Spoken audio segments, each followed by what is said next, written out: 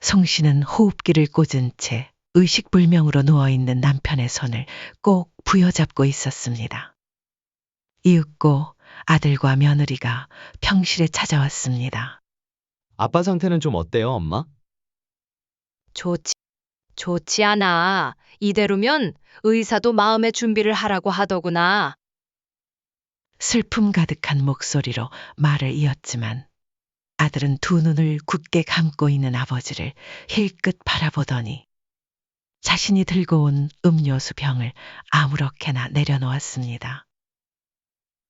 먼지가 쌓여 꿉꿉한 냄새가 풍겨오는 병원 앞 편의점에서 대충 사온 음료였습니다. 아들은 침대에 누워있는 아버지를 대충 살피더니 말을 이었습니다. 마음이 아프네요. 무튼 저희는 다음 일정이 있어서 이만 가봐야 할 것 같아요. 곧 다시 올게요. 자, 잠깐만. 말로는 곧 다시 오겠다는 아들이었지만 송 씨는 녀석이 돌아오지 않을 것을 알고 있었습니다. 그저 빈말이라는 걸 오래된 본능이 먼저 알아차렸던 겁니다. 그래서 송 씨는 간절하게 아들의 손을 붙잡았습니다. 너희 아빠, 너 많이 기다렸을 거야. 조금만 더 아버지 얼굴 보다 가자. 그러니, 응? 온 지 5분도 안 됐잖아. 하지만 그런 어미의 간절한 부탁에도 엄마, 산 사람은 살아야죠. 송 씨의 손을 매정하게 뿌리치며 아들이 남긴 마지막 말이었습니다. 이번 사연은 평생을 함께 살아온 남편과 더불어 무시당하고 모멸을 당한 68세 송영숙 씨의 이야기입니다. 송 씨는 건강이 좋지 못한 남편의 몫까지 대신한다며 가족을 부양해왔습니다. 그러나 자식들로부터 돌아온 건 철저한 무시와 배은망 덕분이었습니다. 그런 그들의 만행에 송 씨가 어떻게 대항해 나가는지 부디 귀 기울여 주시기 바랍니다. 새벽 3시, 도시가 아직 깊은 잠에 빠져 있을 때 송 씨의 하루는 시작됩니다. 오늘 배추 상태 좋네. 이거 20박스만 더 챙깁시다. 겨우 20? 아유, 최 사장 손 많이 작아졌네. 좀 깎아줄 테니까 더 가져가. 아, 거참. 알겠어요. 그럼 50박스로. 장사꾼들의 수일기와 거친 사내들의 광활한 음성으로 가득한 이곳. 청과물 도매시장. 여자들이 쉽사리 드나들기 힘든 그곳에 송 씨가 처음으로 발을 들인 나이는 불과 18살이었습니다. 성 사장님, 참 드시고 하세요. 바빠요. 이따가 먹을 테니까 우리 남편 있는 창고에 두고 가요. 다 알면서 그래. 알아. 그냥 우리 예쁜 송 사장한테 말 한번 붙여보려고 그랬지. 아이고, 우리 바깥 양반이 들으면 큰일 날 소리를 해. 바쁜 와중에도 이웃 상인들과 농담을 주고받는 활기와 열정이 넘치는 이곳. 그곳에서 송 씨는 삶의 대부분을 보냈습니다. 처음 시장에 나섰을 때만 해도 곱고 희던 송 씨의 손은 배추망에 긁히고 상처나며 어느새 거칠고 투박하게 변해버렸습니다. 그러나 날 때부터 타고난 그 환한 미소만큼은 여전히 변함없었습니다. 자, 새벽 장사도 마무리됐겠다. 이제 슬슬 좀 쉬어가 볼까? 도매시장의 열기가 서서히 사그라들고 나면 송 씨는 구석진 모퉁이로 조용히 걸어갑니다. 그곳에서 고생한 그녀를 묵묵히 기다리는 단 한 사람, 어서 와. 죽는 줄 알았어. 바로 남편이었습니다. 둘에게 허락된 공간은 잡동사니와 박스로 가득한 모퉁이 창고. 그 좁디 좁은 공간에서 두 사람은 간신히 앉을 만한 각진 밥상에 마주 앉아 차게 식어버린 설렁탕을 나눕니다. 먼저 먹지. 또 나 일 끝날 때까지 기다린 거예요? 우리 마누라 혼자 고생하는데 내가 어떻게 혼자 먹겠어. 그렇지 않아도 집만 되는 못난 남편 때문에 고생만 하는데 또 그런다. 그런 소리 하지 말라니까요. 송 씨가 남편을 타박하며 숟가락을 빼내 들던 순간 남편은 복대를 찬 허리에서 올라오는 듯한 통증에 인상을 찌푸렸습니다. 그 모습을 본 송 씨는 안타까움이 가득한 눈으로 말했습니다. 통증이 점점 더 심해지는 모양이네. 그러니까 얼른 병원 가자니까. 아, 됐어. 병원은 무슨 병원이야? 운동 좀 자주 하고. 당신이 사준 영양제 챙겨 먹으면 금방 나을 거야. 원래는 가장으로서 청가물 도매 장사를 이끌던 남편. 그러나 몇 해 전 뺑소니 교통사고를 당해 그는 만성 디스크 환자가 되고 말았습니다. 그날 이후 남편은 거동조차 불가능한 몸 상태가 되었고 송 씨는 그런 남편 대신 가족을 부양해야 하는 가장의 짐을 짊어져야 했습니다. 남편은 직접 만든 도시락을 하나둘 꺼내 보였습니다. 김이 모아 나눈 소불고기에 달걀 부침, 묵은지까지 반찬이 한가득이었습니다. 어차피 식당에서 밥을 시켜 먹는데 뭐하러 이렇게 수고를 해요? 그래도 내가 직접 하는 반찬에 비하면 식당 건 다 미원 들어간 거잖아. 내 손맛 알면서 그래? 남편의 말에 송 씨는 옅은 미소를 지었습니다. 처음에는 거동조차 힘들어 아무것도 하지 못하던 남편이었지만 점차 몸이 회복되자 뭐라도 하겠다며 집안을 도맡아 움직이기 시작한 것이었습니다. 이따가 은행 다녀오려고. 지난달 납품 대금 정산이랑 예금 만기 되는 것도 있어서 남편의 말에 송 씨는 고개를 끄덕이며 국을 후 불어먹으며 입을 열었습니다. 당신 알아서 해요. 원래부터 산수는 당신이 나보다 좋았잖아요. 장부에 쓰는 글씨도 나는 삐뚤인데 당신은 반듯하고요. 얼른 식사 마치고 집에 가서 눈 좀 붙이자고요.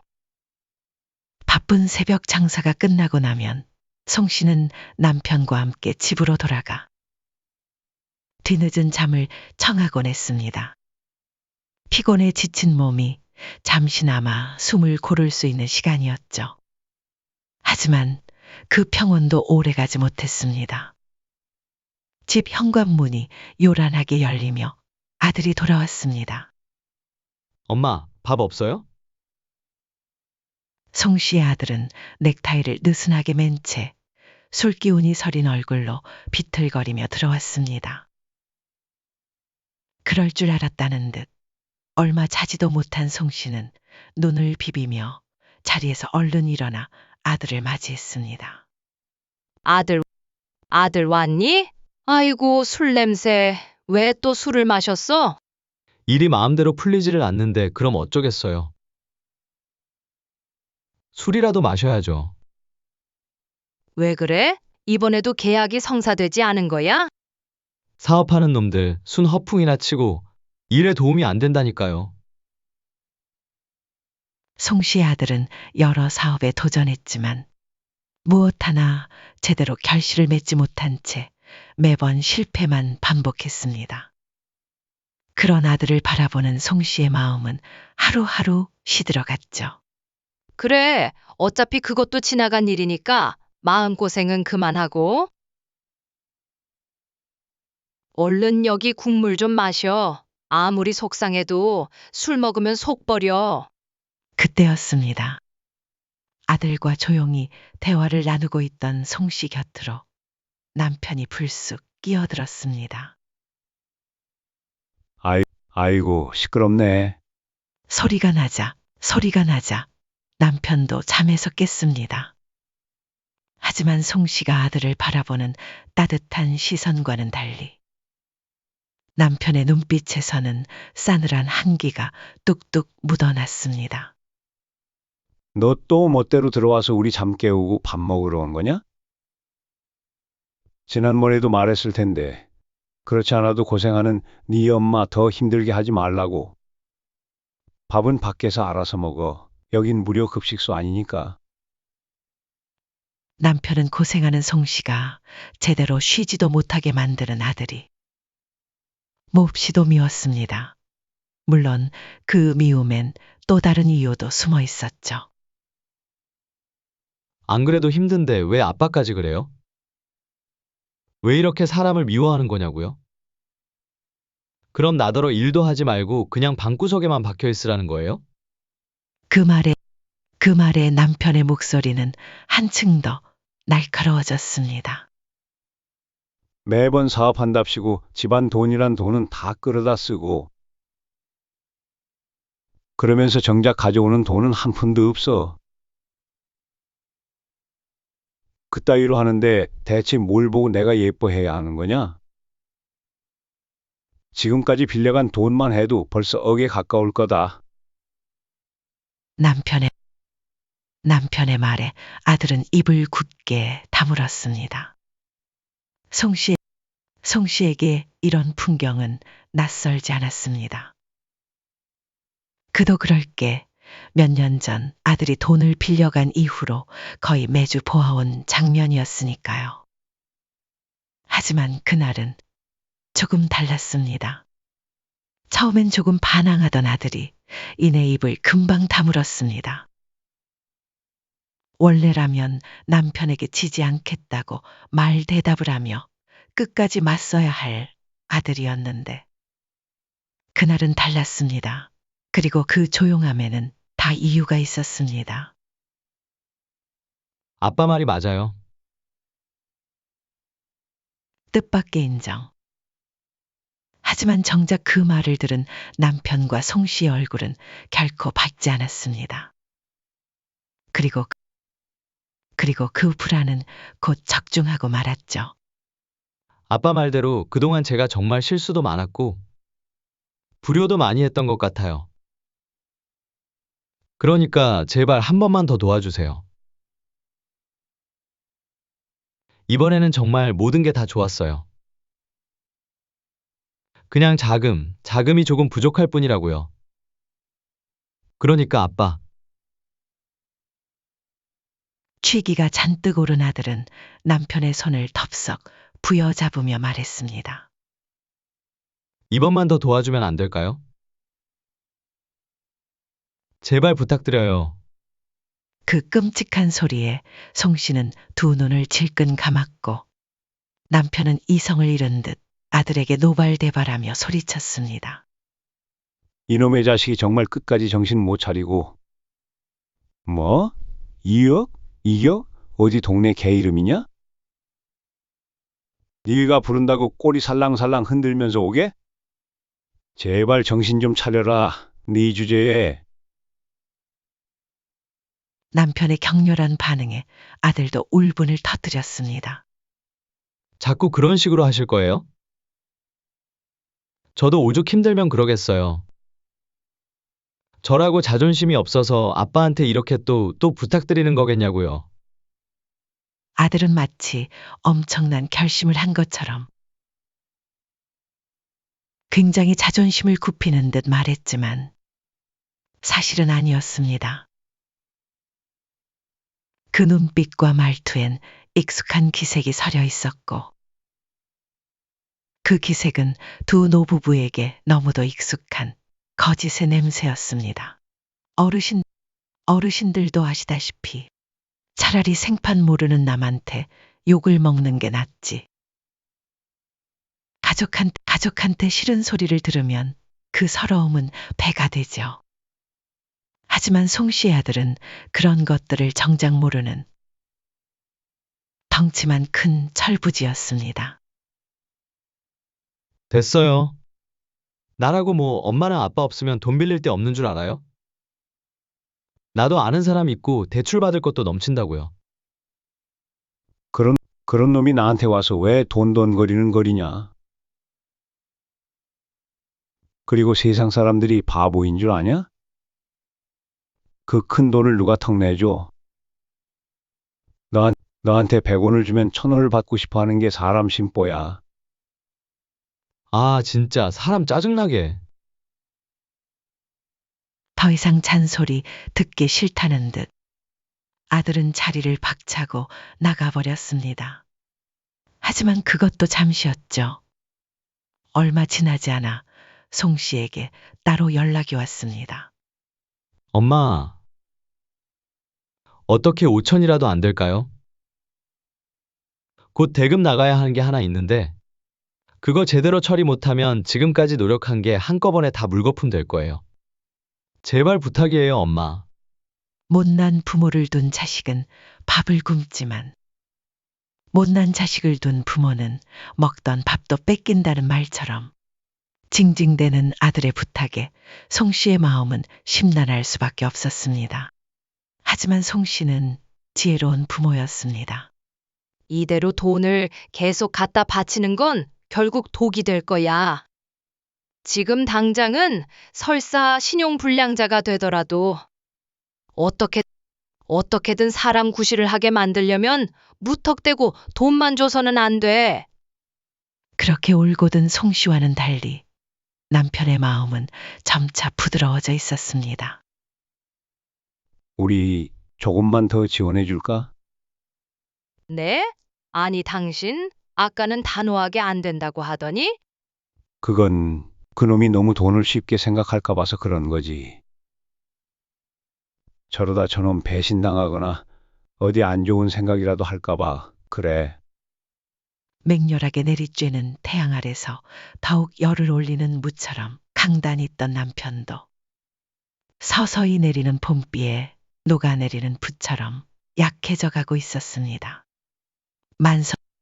만성 질병으로 몸과 마음이 무너진 그는 자식 걱정으로 흘리는 눈물 때문에 정작 세상을 똑바로 보는 시야마저 흐려져 있었습니다. 당신 뜻이 정 그렇다면 할 말은 없긴 한데 나는 솔직히 저러다가 오히려 더 애를 망칠까봐 걱정이에요. 원래 남자는 자기 일에서 떳떳하지 못하면 비뚤어지는 법이야. 그러니까 우리가 좀 도와서 이번 일을 성공하게 하면 만사가 좋아지지 않겠어? 대신 돈을 다 주기보다는 8천만 원 정도만 지원하는 걸로 말이야. 8천이나 해주려면 우리가 갖고 있던 전답까지 다 팔아야 할 텐데. 망설이는 송 씨의 손을 남편이 조심스레 어루만졌습니다. 내가 면목이 없어. 하지만 자식을 생각하는 마음은 당신도 나랑 같을 거라 믿어. 같죠? 같은데. 부탁이야.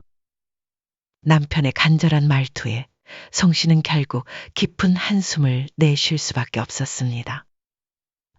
알겠어요. 정말 고마워. 아참, 그리고 돈 줄 때 말이야. 나는 끝까지 반대한 걸로 해줘.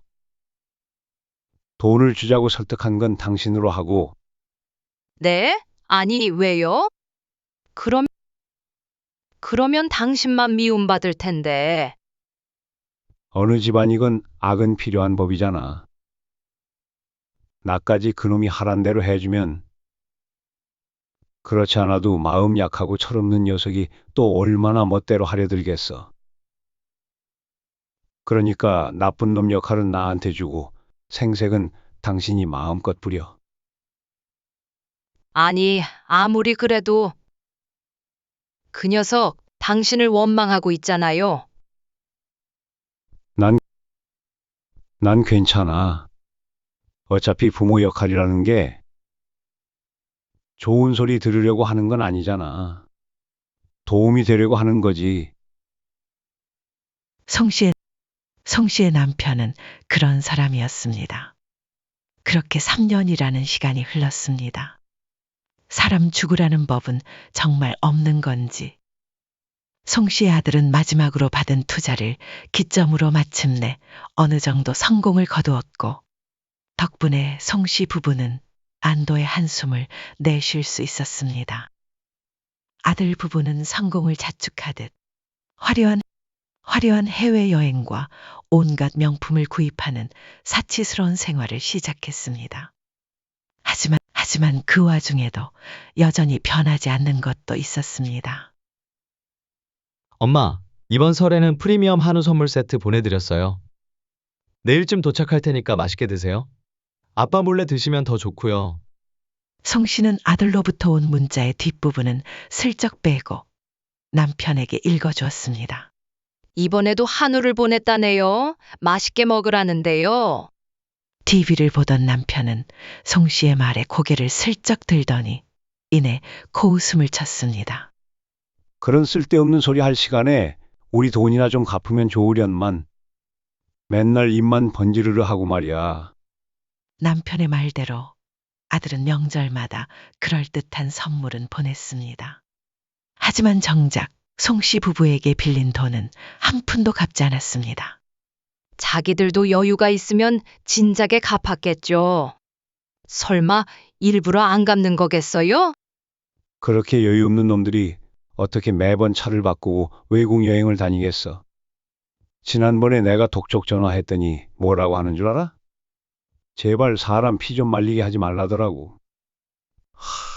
진짜 사람 피 말리는 게 뭔지 자기가 당해보지도 않아 놓고선. 남편은 깊은 한숨을 내쉬었습니다. 그 말이 이해되지 않는 건 아니었습니다. 이상하리 많지. 아들은 돈을 벌기 시작했음에도 정작 자신이 진 빚을 갚는 데에는 눈곱만큼의 관심도 보이지 않았기 때문입니다. 그러다 보니 만날 때마다 송 씨의 남편은 아들에게 돈 갚으라고 잔소리를 했고 아들은 그런 잔소리가 듣기 싫다며 명절에도 송 씨의 집을 찾지 않았습니다. 유일하게 온 가족이 모이는 때는 오직 송 씨의 생일날 뿐이었습니다. 그럼 이번 당신 생일은 좀 제대로 챙기려나 모르겠구만. 알아서 잘하겠죠. 애초에 우리가 걔한테 뭘 맡겨놓은 것도 아니잖아요. 챙겨주면 고마운 거고 아니면 아닌 거고요.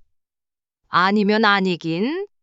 남편은 겉으로 티를 내지 않았지만 여러모로 아들에게 서운한 감정이 쌓여 있었습니다.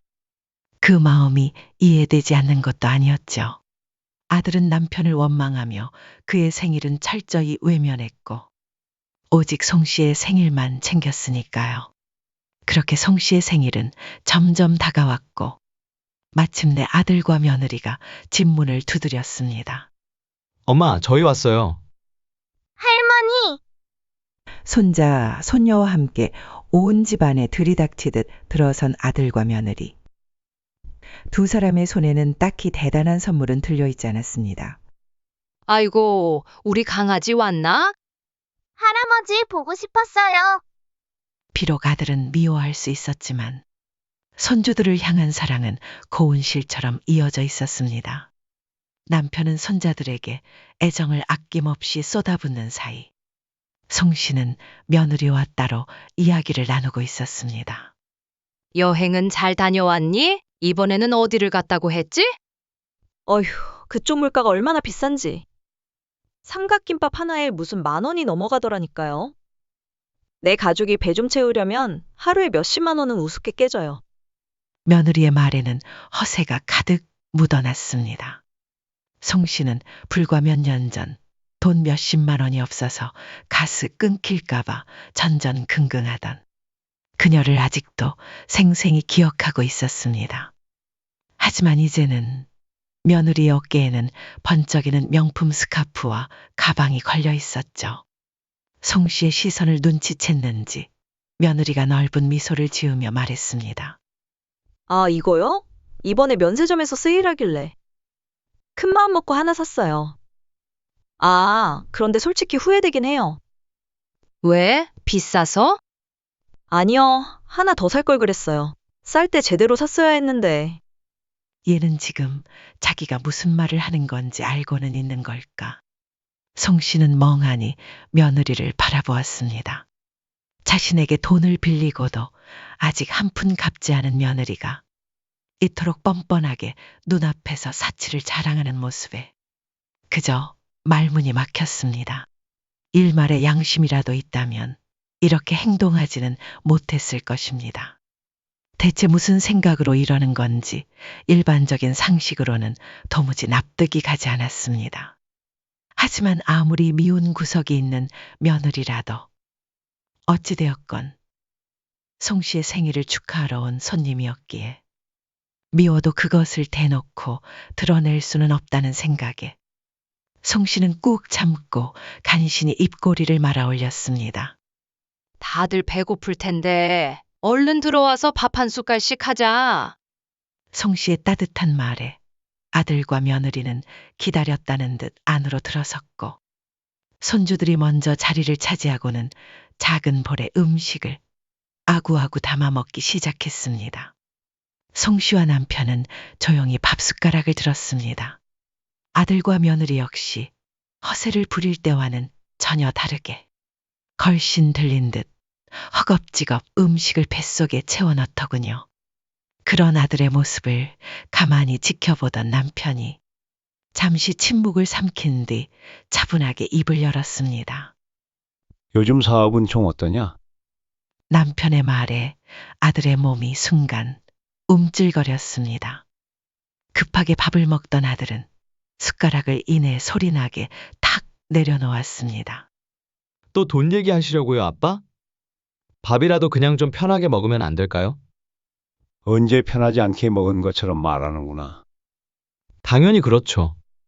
밥 한 술 먹으려면 아빠가 바로 이렇게 돈 이야기를 꺼내는데 제가 어떻게 편해지겠어요? 아들의 말에 남편의 눈이 가늘어지며 날카로워졌습니다. 너 말이다. 지금 뭔가 큰 작당을 하는 모양인데 내가 너한테 빚을 진 게 아니다. 알아요. 하지만 내 말 아직 안 끝났다. 그리고 네가 진 빚은 어디 한두 푼이 아니야. 무려 8천만 원이다. 그 전에 빌려간 것까지 합하면 이제 2억이 넘어가는 돈이야. 그런데 그 중에서 네가 10원 한 푼이라도 갚은 적 있니? 남편의 지적에 아들은 입을 굳게 다물었습니다. 그 모습을 본 남편은 한심하다는 듯 길게 혀를 찼습니다. 나라고 이 좋은 날에 돈 얘기하고 싶겠니? 이건 내 잘못이 아니라 애초에 제대로 갚지 않은 네 탓이라는 걸 알아야지. 그 나이를 먹고도 아직도 남탓만 하고 있으니. 아들은 아무 말도 하지 않은 채 주먹을 꼭 쥐고 부르르 떨고 있었습니다. 그것을 본 남편은 더욱 인상을 찌푸렸습니다. 어쭈, 이제는 아주 나를 한 대 치기라도 할 기세구나. 여보, 그만해요. 애들도 보잖아요.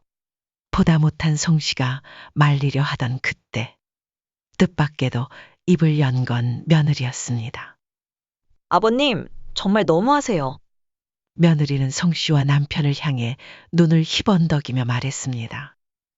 아니, 저희 오빠가 일부러 안 갚은 것도 아니고 그냥 지금 상황이 좋지 않아서 그런 건데 너무 몰아붙이시는 거 아니에요? 며느리의 말은 어찌 보면 그럴듯했습니다. 송 씨가 보기에도 남편이 꼭 손주들 앞에서 이렇게까지 나설 필요가 있었을까 싶긴 했으니까요. 하지만 그 말을 하는 며느리의 손목에서 번쩍이는 금팔찌와 목에서 반짝이던 금목걸이가 말의 신뢰를 산산조각 내고 말았습니다. 원래라면 쉽게 나서지 않을 송 씨였지만 이대로 두었다가는 아들과 며느리의 마음가짐이 더 망가질까 걱정이 앞섰습니다. 송 씨는 우선 아이들을 보고 말했습니다. 얘들아, 잠깐만 안방에 가서 놀고 있으렴. 할머니가 금방 불러줄게. 얘들아, 어른들끼리 이야기하게. 잠깐 작은 방에 가서 컴퓨터 좀 하고 있어 주겠니? 송 씨의 말을 들은 손주들이 우르르 작은 방으로 이동하자 마침내 아들과 며느리 두 사람을 온전히 마주하게 된 송 씨가 천천히 입을 열었습니다. 내가 어지간하면 가만히 있으려고 했는데 너희도 참 너무하구나. 어머니까지 이제 뭐라고 하시는 거예요? 나까지 뭐라고 하는 게 아니라 지금까지 그냥 참아왔던 거지. 송 씨가 더 말을 이으려는 찰나 됐어요. 더 이상 듣기 싫어요. 아들이 벌떡 일어나 자리를 박차고 나섰습니다. 그 얼굴에는 짜증이 잔뜩 묻어 있었죠. 듣기 싫다니 아들. 너 지금 송 씨는 설마 하는 마음으로 아들을 바라보았지만 녀석의 표정은 이미 마음을 굳힌 듯 단단하게 굳어 있었습니다. 말 그대로예요. 솔직히 말해서 이 짓거리도 이제 지긋지긋해요.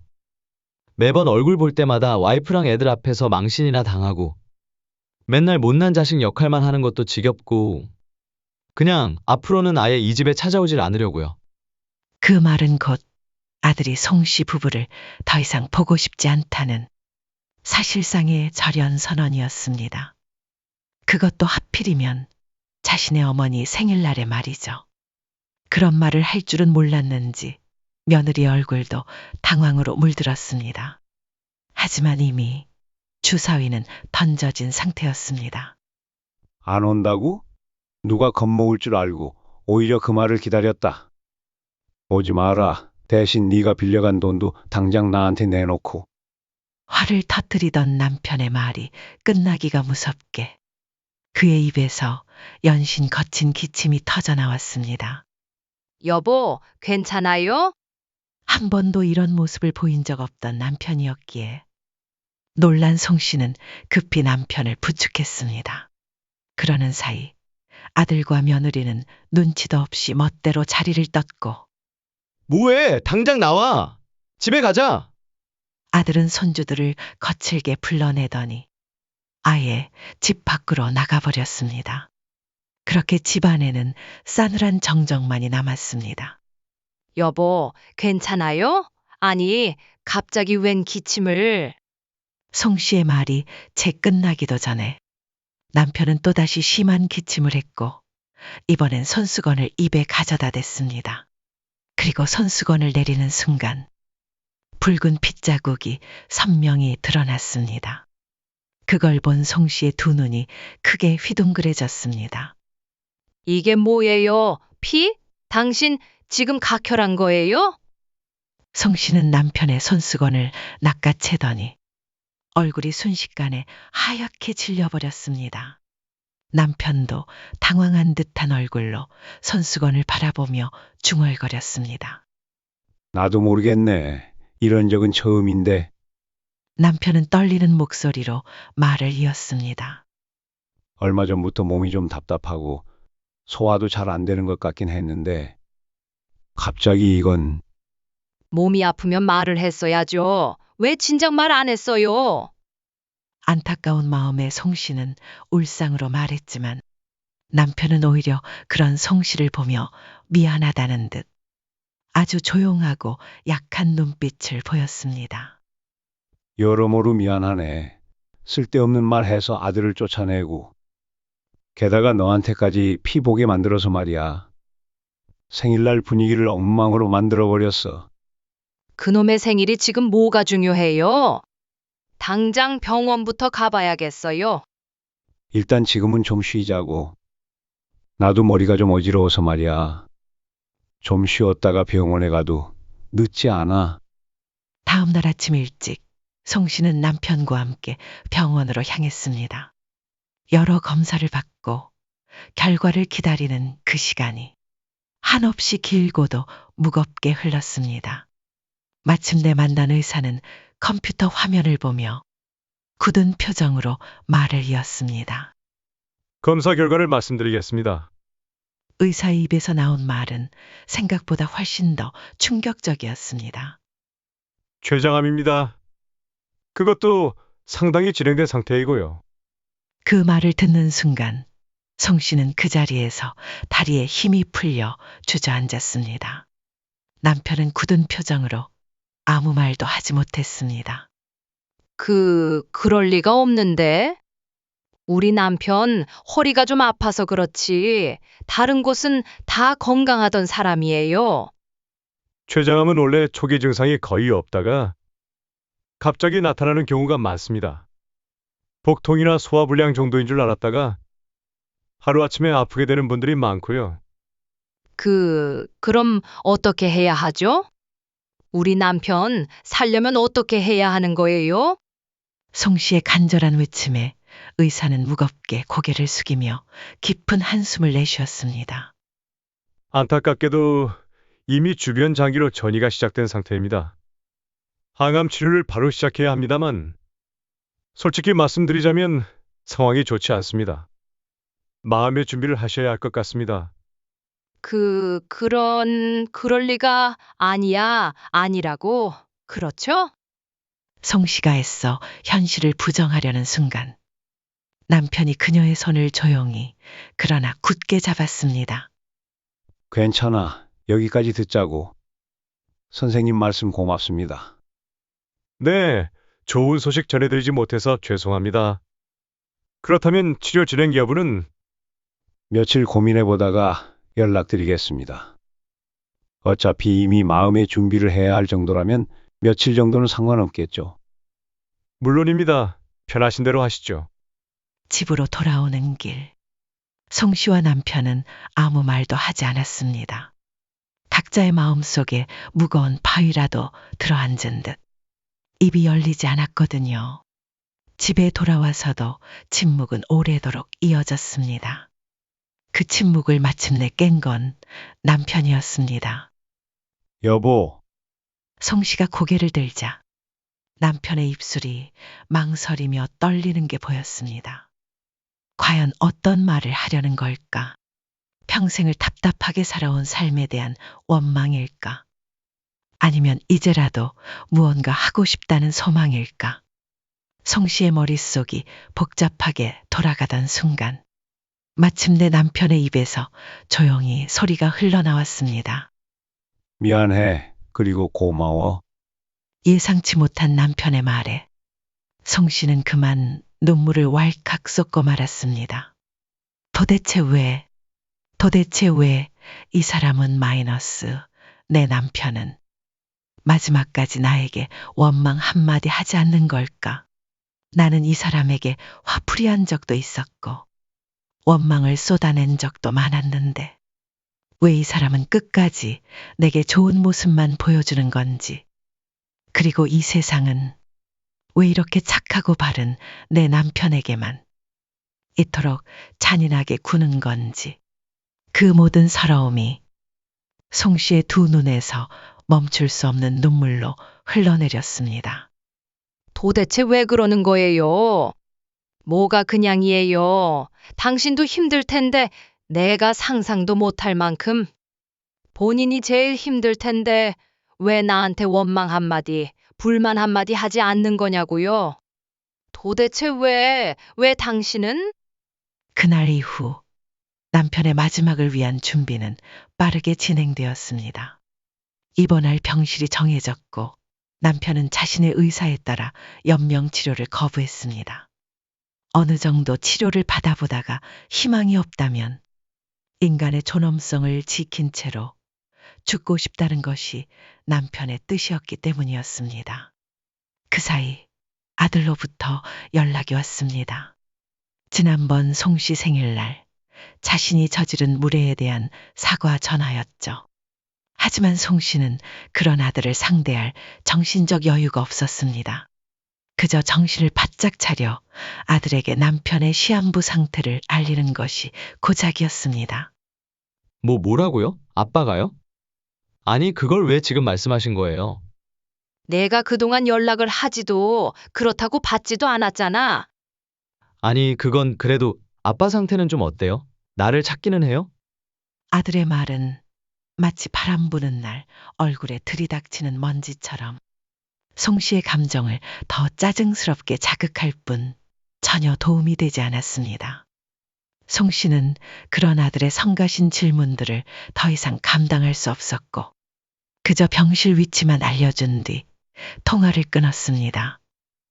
누구길래 그렇게 지친 얼굴로 통화를 해? 남편의 물음에 송 씨는 애써 쓴 웃음을 지어 보였습니다. 누구겠어요? 당신 아들이지요. 당신이 아프다니까 아주 난리네요. 아니 녀석한테 나 아픈 이야기 한 거야? 하지 말라니까. 자식된 녀석이 자기 아빠 아픈 것 정도는 알아야죠. 그럼 아무것도 하지 말라고요? 그건 당신 욕심이에요.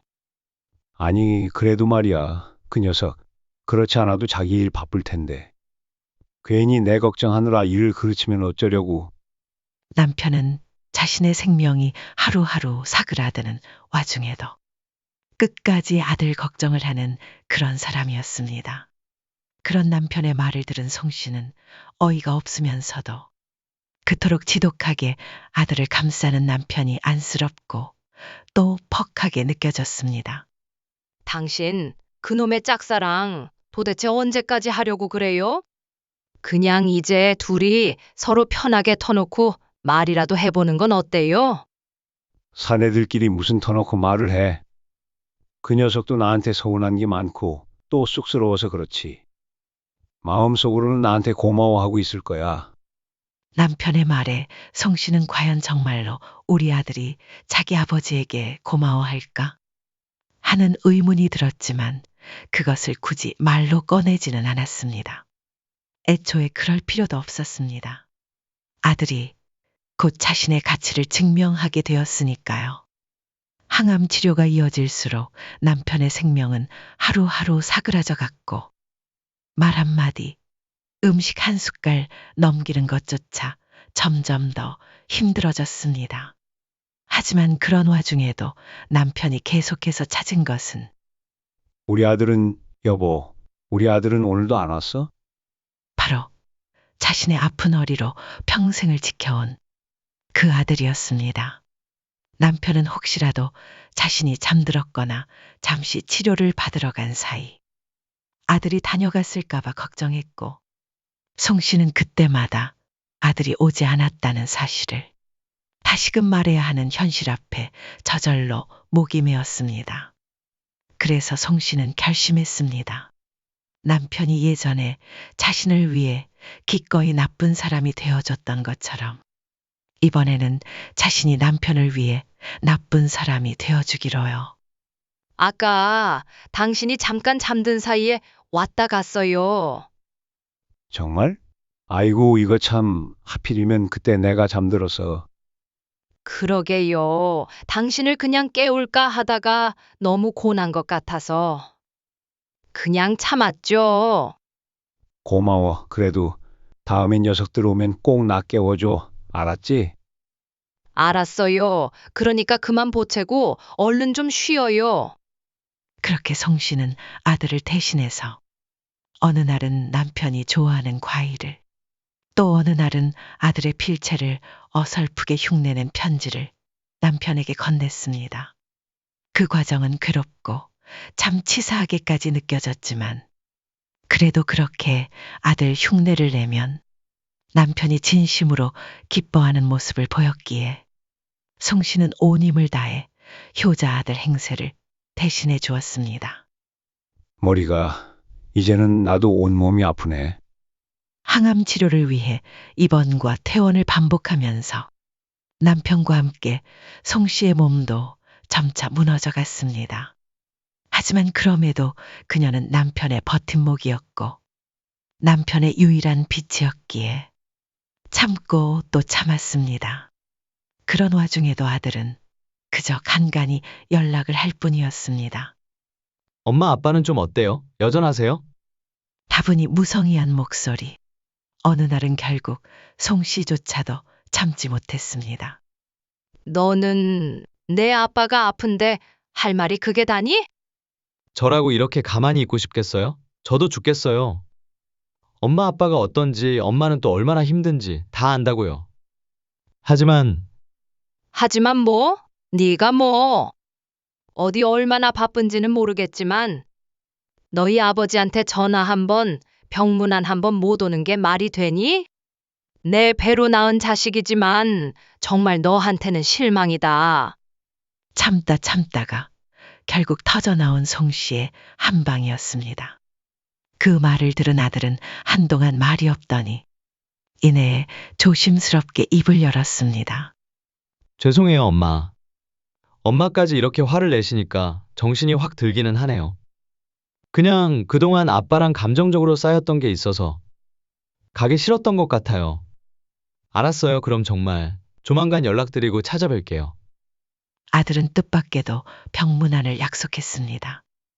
송 씨는 그런 아들의 태도 변화가 다소 의아하긴 했지만 그래도 좋게 생각하려 했습니다. 약속한 날짜에 맞추어 미리 아들 부부의 방문을 대비해 집안을 청소했고 남편에게도 미리 일러두었죠. 내일 애들이 온대요. 그러니까 당신 약 기운에 취해도 일찍 잠들지 말고 좀 참아줘요. 정말이야? 이야, 드디어 우리 아들 얼굴 한번 보겠구먼. 아들의 방문 소식에 기뻐하는 남편의 얼굴은 마치 꿈꾸는 선물을 약속받은 소년 같았습니다. 독한 항암 치료는 남편의 몸뿐 아니라 정신까지 야금야금 갉아먹고 있었고 송 씨는 남편에게 남은 시간이 정말 많지 않음을 서서히 실감하고 있었습니다. 그리고 마침내 마이너스 아들이 집에 왔습니다. 내 아들이 온 것이었습니다. 송 씨가 대신 써서 읽어줬던 편지도 병원에서 엇갈렸다며 위로하기 위해 꾸며냈던 이야기들도 모두 아닌 진짜 아들이 온 순간이었습니다. 하지만 정작 그때 뭐야, 자는 거예요? 남편은 약물의 영향으로 깊은 잠에 빠져 있었습니다. 마침내 아들이 왔을 때 그토록 기다리던 그 순간에 남편은 눈을 뜨지 못했습니다. 아들은 두 눈을 굳게 감고 있는 아버지를 힐끗 바라보더니 자신이 들고 온 음료수 병을 탁 아무렇게나 내려놓았습니다.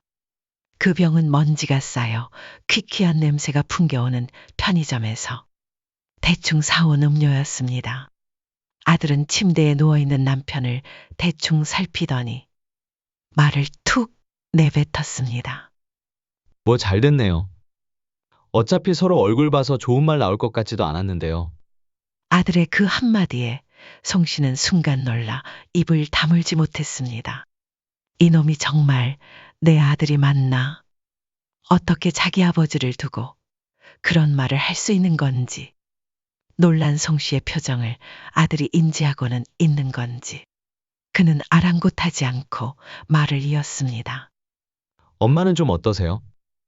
아빠야 뭐 이미 상태는 많이 안 좋아 보이지만 너 지금 송 씨는 파르르 떨리는 목소리로 겨우 말을 이었습니다. 너 지금 진심으로 하는 말이니? 정말 진심으로 네 아버지를 그렇게 함부로 말하는 거냐고. 송 씨의 외침에 아들은 마치 뭐가 문제냐는 듯 미간을 찌푸렸습니다. 제가 너무 정직하게 말해서 그러시는 거예요? 에이, 엄마 이해 좀 해주세요. 엄마도 아빠랑 나랑 얼마나 사이 안 좋았는지 뻔히 아시잖아요. 그 순간 송 씨의 마음속에서 무언가 후두둑 끊어지는 기분이 들었습니다. 지금껏 아들이 연락 한 번 없어도 그런 아들을 대신해 남편을 위로하면서도 그리고 마침내 아들이 남편을 보러 오겠다는 말에 어렴풋한 기대를 품기까지 했던 송 씨였습니다. 하지만 이 순간만큼은 달랐습니다. 이만큼 실망한 적은 없었습니다. 아니, 이제는 달라졌습니다. 마음이 아프구나. 송 씨가 간신히 내뱉은 그 말은 남편을 향한 말이 아니었습니다. 그것은 자기 부모를 이토록 비참하게 만들고 결국엔 자신들도 더 비참해지고 마는 그 아들과 며느리를 향한 말이었습니다. 네, 저도 마음이 아프네요. 무튼 간에 저희는 다음 일정이 있어서 이만 가봐야 할 것 같아요. 곧 다시 올게요. 자, 잠깐만. 말로는 곧 다시 오겠다는 아들이었지만 송 씨는 알고 있었습니다. 그 녀석이 돌아오지 않을 거라는 것을. 이번에도 역시나 그저 빈말이라는 것을. 그저 빈말이라는 것을 송 씨는 너무나도 분명히 알았습니다. 그래서 간절한 마음으로 아들의 손을 붙잡았습니다. 너희 아빠, 너 많이 기다렸어. 조금만 더 기다렸다가 잠깐이라도 말 좀 섞고 가지. 그러니, 응? 온 지 5분도 안 됐잖아. 하지만 그런 어미의 애끓는 부탁에도 엄마, 산 사람은 살아야죠. 아들의 말은 무정하기 그지없었습니다. 그렇게 아들은 남편이 약기운에서 깨어나기도 전에 자리를 떠나버렸고 송 씨는 또다시 홀로 잠에서 깬 남편을 맞이할 수밖에 없었습니다. 내가 또 잠들었나 보구먼. 하지만 어째서인지 이번에는 남편이 송 씨를 재촉하지 않았습니다. 아들은 언제 오냐는 말도, 우리 며느리는 어디 갔느냐는 말도, 무엇보다도 손주들이 보고 싶다는 말도 평소처럼 꺼내지 않았습니다. 그처럼 태어난 남편의 모습에 오히려 송 씨가 먼저 조심스럽게 입을 열 수밖에 없었습니다. 여보, 애들 있잖아요. 사실 아까 전에 굳이 말할 필요 없어. 남편은 어느 때보다 따스한 눈빛으로 송 씨를 바라보았습니다. 그러더니 아무 말 없이 조용히 자기 손을 송 씨에게 내밀었죠. 송 씨는 자신도 모르게 그 손 위에 자신의 손을 포개었습니다. 그러자 남편은 차분히 마치 오래 준비한 듯 말을 시작했습니다. 처음부터 다 알고 있었어. 그놈들, 우리 아들도 며느리도 처음부터 아무도 오지를 않았던 거지? 여보, 남편의 반응에는 자식에 대한 분노도 조급한 화의 터트림도 없었습니다. 마치 강처럼 잔잔하고 고요할 뿐이었죠. 당신의 못난 글씨를 내가 못 알아볼 리 없잖아. 그래도 편지 잘 썼더구먼. 짓궂은 말을 툭 던진 남편이 킬킬 웃었습니다. 항암 치료를 시작한 이래 정말 오래간만에 보는 한바탕 웃음이었습니다. 고마워. 당신 덕분에 아들도 며느리도 나를 버리고 찾아오진 않았지만 그래도 나는 조금도 외롭지 않았어. 그 말을 할 때 남편의 손이 조금씩 떨리기 시작했습니다. 아니, 그것은 남편의 손이 아니라 송 씨의 손이 떨리고 있었던 겁니다. 약기운이 끓어오르듯 남편은 고통을 참는 듯한 표정으로 힘겹게 미소를 지었습니다. 당신에게는 마지막까지 패만 끼치고 가는구먼.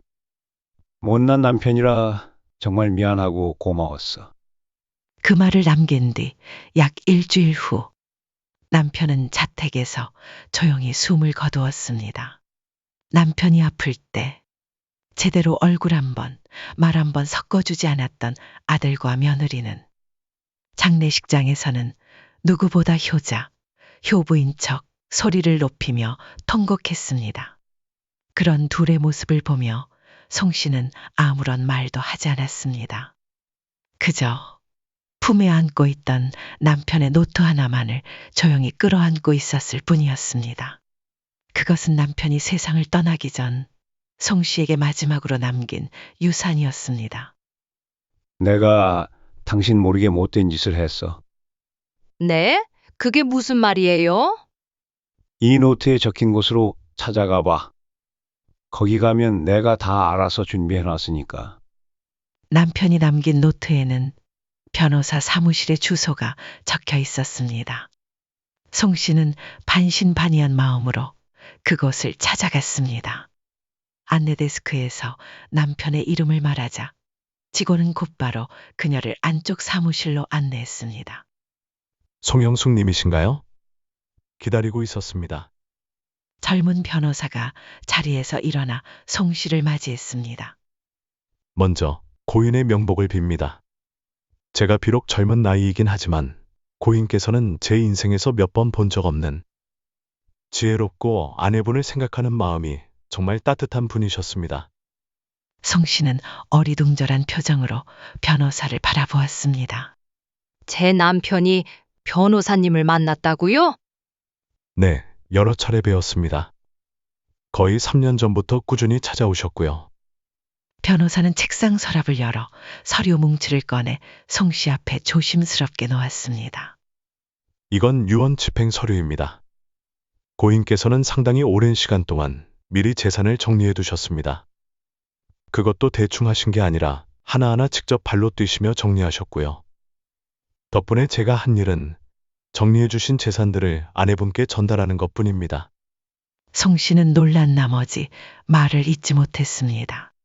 서류들을 하나하나 살피는데 그간 남편이 아픈 허리에도 불구하고 매일 은행에 다니고 일 좀 보러 간다며 나섰던 나날들이 머릿속을 하나둘 떠올랐습니다. 그럼 이게 다 우리 남편이 네. 모든 재산을 정리하셨고 법적으로 아무 문제 없이 아내분께 상속되도록 준비하셨습니다. 변호사는 말을 덧붙였습니다. 고인께서는 아내분의 고운 심성 때문에 자녀분들에게 휘둘리실 걸 많이 걱정하셨습니다.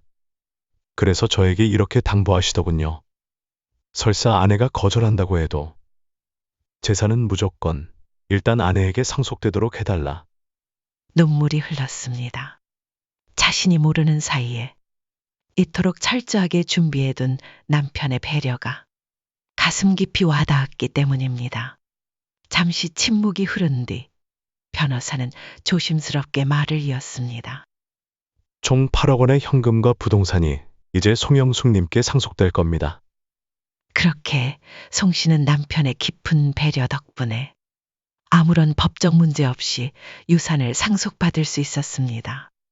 남편의 장례가 끝나고 며칠 후 아들과 며느리는 송 씨를 찾았습니다. 겉으로는 위로하는 척 말했지만 정작 정신은 온통 유산에만 가 있었고 그 속내는 여실히 드러나고 있었습니다. 그런 아들의 모습을 바라보며 송 씨는 다시 한번 깊은 실망을 느꼈고 그들에게 아무런 사실도 알리지 않은 채 조용히 침묵을 지켰습니다. 얼마 지나지 않아 아들로부터 전화가 걸려왔습니다. 엄마, 아빠 재산을 이미 상속받았다는 게 무슨 소리예요? 아니, 지금 변호사 만나고 왔는데 대체 이게 무슨... 아니나 다를까 아들과 며느리는 송 씨에게 한마디 말도 없이 자기들끼리 유산을 상속받아 보려며 여기저기 뛰어다닌 것이었습니다. 당혹감을 감추지 못하는 아들에게 송 씨가 조용히 말을 이었습니다. 내 남편의 재산을 내가 받은 건데 뭐 문제라도 있는 거니? 아니, 그게 아니라 엄마. 일단 지금 가는 중이니까 만나서 이야기해요. 아, 진짜 일을 이렇게 처리하면 안 되는 거잖아요. 하지만 송 씨는 한숨을 길게 내쉰 뒤 평소와는 달리 단호한 목소리로 말했습니다. 지금 오기엔 너무 늦었다. 무슨 소리예요? 여기서 거기까지 가면 10분 거리도 안 되는데. 그래도 이제 와서 오는 건 너무 늦었단다. 너희가 오기엔 너무 늦었단 말이다.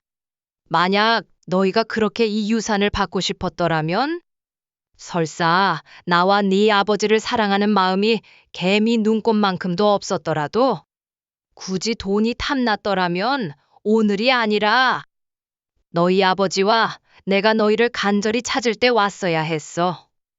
엄마, 그게 무슨 말이에요? 우리가 언제 엄마랑 아빠를 안 찾아갔다고, 엄마. 송 씨는 아들의 절규를 외면한 채 조용히 전화를 끊어버렸습니다. 1년이 지났습니다. 그 사이 아들과 며느리는 송 씨를 상대로 법정 소송도 걸어보고 집에 찾아와 따지고 별의별 짓을 다 해보았지만 무엇 하나 소용이 없었고 모든 싸움에서 송 씨가 승리했습니다. 남편의 일주기를 맞아 송 씨는 남편의 유골함이 모셔진 납골당을 찾아갔습니다. 사진 속 편안한 미소를 짓고 있는 남편의 얼굴을 바라보다가 송 씨는 자신도 모르게 마주 앉아 미소를 지었습니다. 거기는 좀 어때요? 맨날 아프다던 허리는? 약물 치료 때문에 뒤집어질 것 같던 배는 여보? 남편의 사진에 조용히 말을 거는 송 씨의 등 뒤로 따스한 햇살이 마치 그녀의 등을 살포시 쓰다듬듯이 조용히 다정하게 내리비추고 있었습니다. 송 씨 할머니의 사연은 여기까지입니다. 아픈 남편을 헌신적으로 돌보며 끝까지 사랑을 지켜낸 송 씨. 그리고 부모의 마음을 외면하고 오로지 유산만을 바라보던 아들 부부. 여러분은 어떻게 느끼셨나요? 송씨 할머니처럼 조용하고 단단하게 대처한 모습, 정말 뭉클하지 않으셨나요? 혹시 여러분이라면 아들 며느리에게 어떻게 대응하셨을까요? 댓글로 여러분의 생각을 남겨주세요. 부모의 마음, 그리고 자식과의 관계에 대해 함께 이야기 나누고 싶습니다. 재미있게 들으셨다면 구독과 좋아요 잊지 마시고 꼭 눌러주세요. 다음엔 더 진하고 깊은 이야기로 찾아뵙겠습니다. 감사합니다.